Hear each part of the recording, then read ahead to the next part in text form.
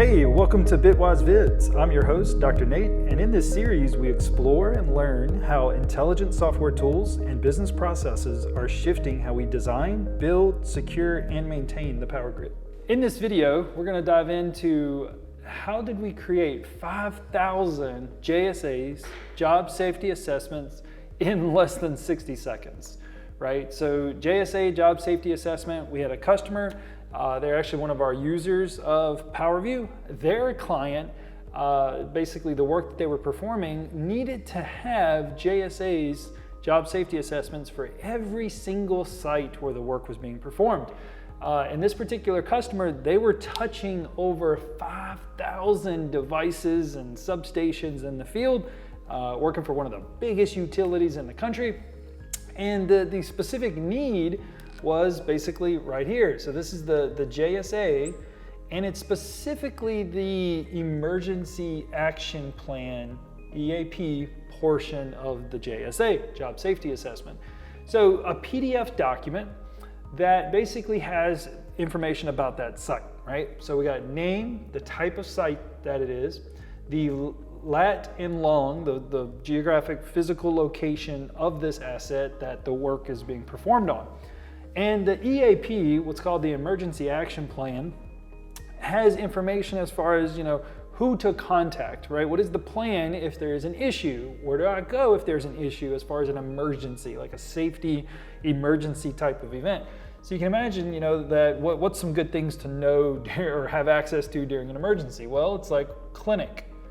So the question is, for this site, at this geographic location, lat long, where's the nearest clinic? Where's the nearest hospital? Where's the nearest police or sheriff, right? And then where's the nearest fire department? And the idea here is like I said, if there's ever an emergency, you can just refer to this. Someone can just pick it up and easily have all the contact information. So that's where we look at, having a name. What is the name of the clinic, hospital, police, or fire department? What is the address? As well as what's the phone number, right? And it's the same for all these. Name, address, phone, name, address, phone, name, address, phone. And for every last one of these, and this is very, very challenging to do manually. So you can imagine, this is very similar to how you open your phone and you say, hey, Waze, Google Maps, Apple Maps, take me to the nearest ER, take me to the nearest hospital, and you search and then boom. But when we're talking about 5,000 sites, 5,000, collectively from substations to line devices being what are called reclosers, cat bank controllers, things like that in this case had to be worked on, and needing to build out this EAP, Emergency Action Plan, portion of the JSA, Job Safety Assessment. You can imagine manually, we actually looked at, this would take 104 working days to do manually, right? So let's dive on in and figure out how we did it programmatically or automatically. So this particular project was being managed in our GIS solution called PowerView, and it had all of the assets on the map. So you can see here we got some devices on the pole. We have like cat bank controller there, substation. It's all customizable as far as these icons go. But what is nice here is these devices are geographically identified, positioned, so we know that. So we had this information already, right? Check, check. So what we did, of course, we're not going to use the name or type. We wanted to kind of anonymize it a little bit. On the back end of PowerView, of course, just like pretty much every software, there's some kind of database typically, right? And ours has a database under the hood of PowerView. And what you can do, or what we ended up doing on the back end, we wrote some code, and it's fast, it's easy, it's pretty nice as far as the programming language called Python.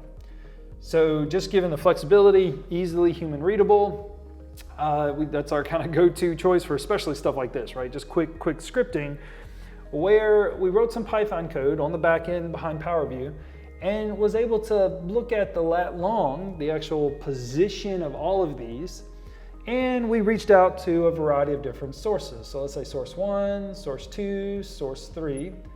And the approach is basically, so it's very similar. Whenever you open up your phone, your maps, and you say, hey, Google Maps, hey, Waze, what's the nearest ER? So we can do this programmatically with software where, you can pull one of those, like I said, Google Maps, whatever, you pull it and then it will respond. You say, hey, S1, source 1, I have this lat long. Tell me the nearest hospital at this lat long. And boom, you get the results back. And then basically we just programmed a script, kind of automated this. And then the output was, in fact, the PDF, where all of this data was automatically filled in. I mean, the software was still, or the script rather that we had, this Python script was pretty intense in that we wanted to make sure that we were doing checks on the data, validation on the data to make sure that it was accurate, comparing it across multiple different sources just from best practice standpoint, because God forbid, right, there was an emergency and something was wrong on this. Especially if you're in an area, and a lot of these assets are in areas where there is no cell service, we want it to have as enough information as possible from a safety standpoint. That way they can efficiently get to a safe, contact, either the clinic or hospital, police or fire department, based on the need. And what the result of this was, the script basically going and hitting these sources, filling in this information, and then this PDF getting posted back on the asset in PowerView. So whenever you click on an asset in PowerView, you actually get a pop-out box that has many different things in it. So you have tasks, you have images, any type of what we call related assets. So if you have any child or parent assets, they'll show up there. And then we have info. So these are those typical attributes. And then we have documents. So just documents that are directly linked, as well as a whole file explorer. So this is like, let's say the file explorer right here. So I'm just going to put FE. And then this is actually a line item right here that says EAP/JSA.